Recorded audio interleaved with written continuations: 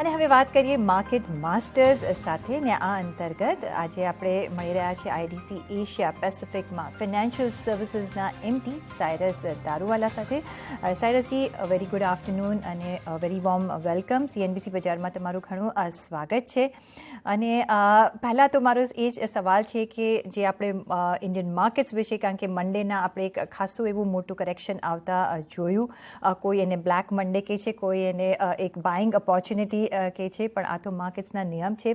પણ તમે ઇન્ડિયન માર્કેટ્સને કઈ રીતે રીડ કરી રહ્યા છો? જો કે આજે એક ખાસું એવું સ્ટેડીનેસ દેખાડી રહ્યું છે, એક હોલ્ડ અપ કરી રહ્યું છે આજે માર્કેટ. જો અમે આટલી કઈ દુર્ઘટના તો નથી આવી છે કે એને બ્લેક મંડે કહીએ. અને there was a sellout, no doubt, but આમાં એવું થયું છે, જો if you look at FIIs, approximately 250 lakh crores ના જે અમે લોકોએ ઇન્વેસ્ટમેન્ટ કીધા હતા જૂન, જુલાઈ, ઓગસ્ટ, સપ્ટેમ્બર, તે જરા સ્લો ડાઉન થયું છે, પહેલી વાત તો. સેકન્ડલી, અગર તમે જો a lot of the cash out, જેટલી ખરીદી કીધી હતી, જેટલી કેશ આઉટ ચાલે છે, જેટલી બી સેલ આઉટ ચાલે છે, તેમાં માર્કેટે ઇન્ટરપ્રેટ કીધું છે કે આ એકદમ સેલ આઉટ થયું છે, ક્રેશ થયું છે. આવું કઈ નથી. નીજક રિએક્શન જેવું, ડૂમ એન્ડ ગ્લૂમ જેવું કઈ સિચ્યુએશન નથી થયું. It's predominantly profitability and cashing out.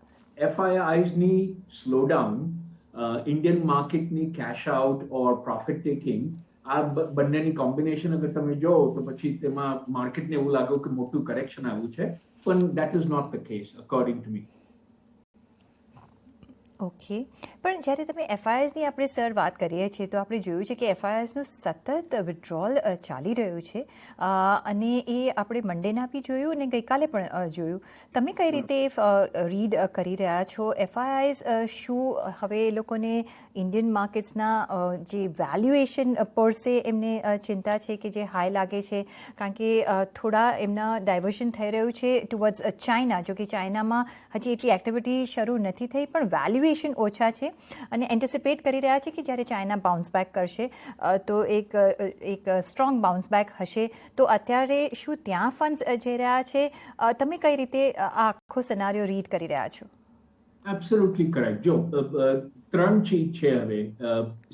સૌથી મોટી વાત તો એવી છે કે હવે ઓલ્ટરનેટિવ્સ ટુ ઇન્ડિયા અવેલેબલ છે. માર્કેટ જેવી કરેક્શન થયું છે, જેવું ઇવેલ્યુએશન, અંડર ઇવેલ્યુએશન અમારા રેડાર પર આવે છે, જે પ્રમાણે અમે માર્કેટ જોઈએ છે. હવે ફોર એક્ઝામ્પલ આફ્રિકન માર્કેટ્સ એકદમથી ખુલી છે, કમોડિટીઝ માર્કેટ ખુલી છે, ને ઇવેલ્યુએશન બહુ કમ છે.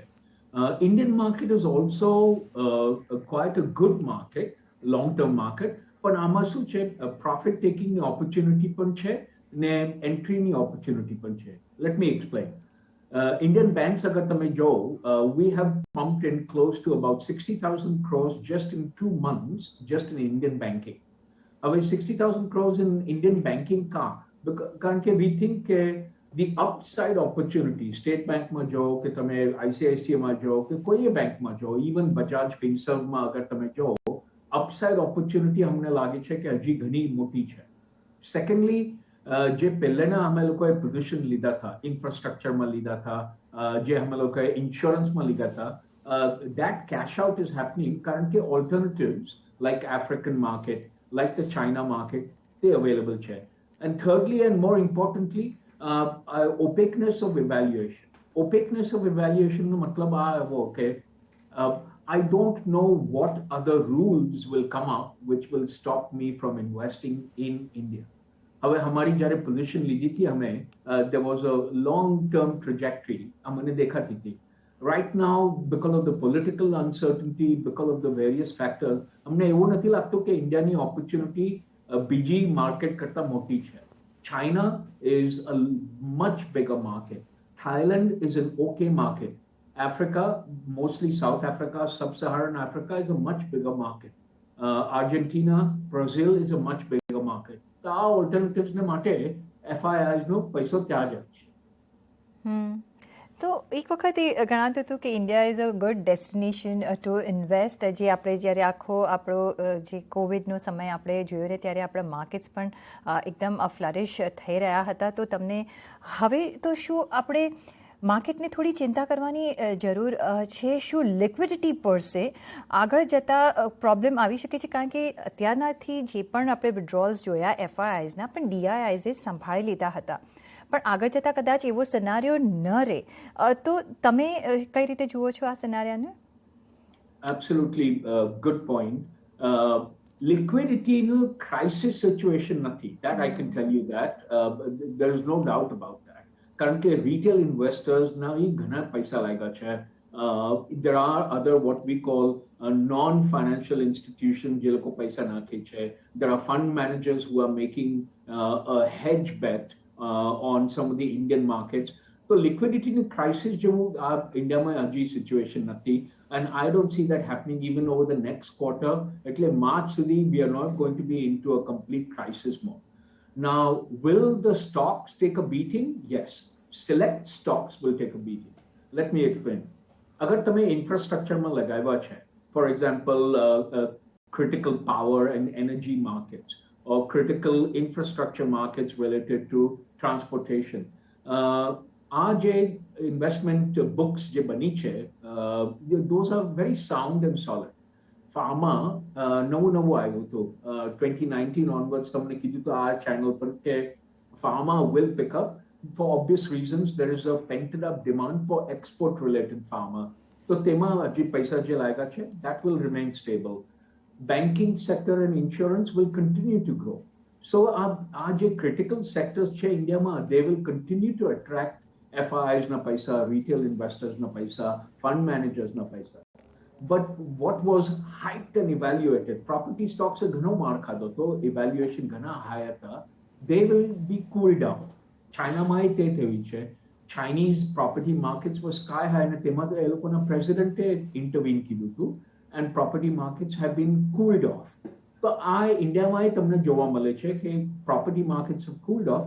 Couple of other sectors are sound and in fact heavy machinery and manufacturing is picking up in China as well as in India. બંને પાસે demand છે ને બંનેના stocks will start to reflect that come January, February. જી sir, moving to US, આપણે જોયું કે જેરોમ પોવેલની જે સેકન્ડ ટર્મની જે નિમણૂક થઈ એ દિવસે યુએસ માર્કેટ્સને બહુ પસંદ નહોતું આવ્યું ને આપણે ત્યારે એક લો લેવલ્સ જોયા US માર્કેટ્સમાં.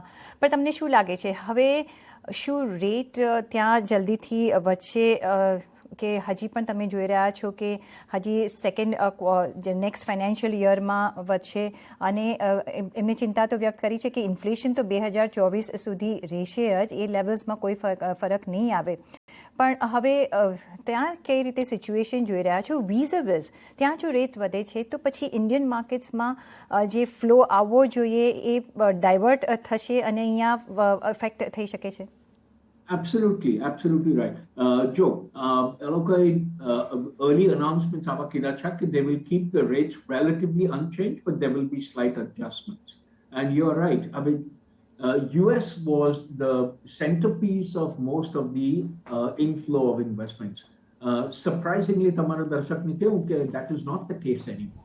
The US is not the number one market. European markets have shown large manufacturing units, large heavy machinery units, large export-related car manufacturers, they have become an attractive buy for the long term. That's number one. તમે કીધું inflation adjustments. Inflation adjustments will continue. આપણા ઇન્ડિયામાં તમે જોશો ને American માર્કેટ્સમાં બી જોશો, that will continue until 2024. હજી બીજા 2 વર્ષ કે 3 વર્ષ છે અમારી પાસે જે inflation adjustment rates will be factored in. તેનો કોઈ મોટો કોઈ પ્રભાવ ના પડશે, એનું કોઈ મોટી ઇફેક્ટ ના આવશે. What will make a big difference is interest rates.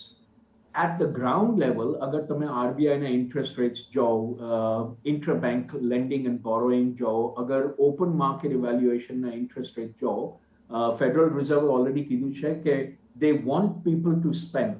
અગર RBI આવીને આવી કઈ તરકીબ કાઢે કે we want the capital infusion to come from the ground level, and if the interest rates hame adjust na karso, then India will see again another pickup or a rally of stocks. So I think it's a balancing act.